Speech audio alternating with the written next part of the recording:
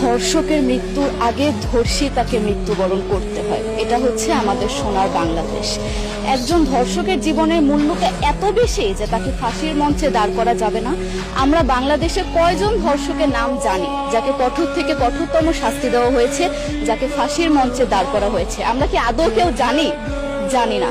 অথচ আমরা কতগুলো যারা যারা ধর্ষিত হয়েছে তাদের নাম জানি, অনেক বড়। এই লিস্ট আসলে অনেক বড়, বলে শেষ করা যাবে না। কুমিল্লার তনু, মাগুরার আসিয়া, 2 দিন আগেও কিশোরগঞ্জে 8ম শ্রেণীর একটি ছাত্রীকে বাসা থেকে তুলে নিয়ে ধর্ষণ করা হচ্ছে। বাবার হাতে মেয়ে ধর্ষিত হচ্ছে, ভাইয়ের হাতে বোন ধর্ষিত হচ্ছে। আমরা আসলে নিরাপদটা কোথায়? আমার মনে হচ্ছে আমরা যেন আইয়ামে জাহিলিয়া যুগে চলে গিয়েছি। মাঝে মধ্যে মনে হয় এর থেকেও খারাপ সময় আছি আমরা, কারণ ওই যুগে মেয়েরা অ্যাটলিস্ট সম্মান নিয়ে মৃত্যুবরণ করতে পারতো। জন্মের পরপর জ্যান্ত মাটিতে পুঁতে দেওয়া হতো, আর আমাদের ধর্ষণ করে নির্মম ভাবে তারপর মৃত্যুবরণ করতে হচ্ছে।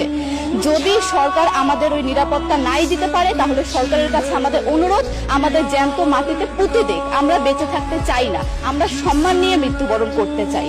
আমরা এই দেশে থাকতে চাই না যে এই দেশে আমাদের কোনো নিরাপত্তা নেই, যে এই দেশে রাস্তা দিয়ে হাঁটলে আমাদের মধ্যে একটা আতঙ্ক কাজ করে, তখন কি না কি হয়ে যায়। আইন উপদেষ্টা বললেন যে ধর্ষকের নাকি ফাঁসি দেওয়া সম্ভব হবে না, তাহলে নাকি নিরীহ মানুষকেও মাঝে মধ্যে ফাঁসির ব্যবস্থা করা, মিথ্যা মামলায় ফাঁসিয়ে দিয়ে ফাঁসির ব্যবস্থা করা হতে পারে।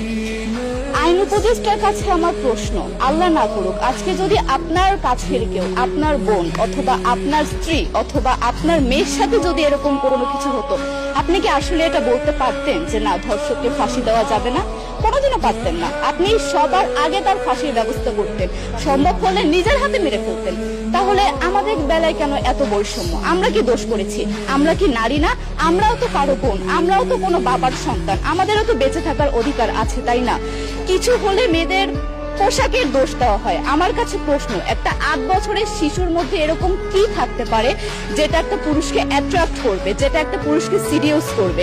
সেরকম হলে আসলে ধর্ষণ করা হতো সবসময় প্রাপ্তবয়স্ক মহিলাকে। কিন্তু আমরা আসলে পরিসংখ্যান গবেষণা করলে দেখতে পারি যে ধর্ষক সবচেয়ে বেশি করা হচ্ছে শিশুদেরকে, কিশোরীদের সবচেয়ে বেশি ধর্ষণ করা হচ্ছে।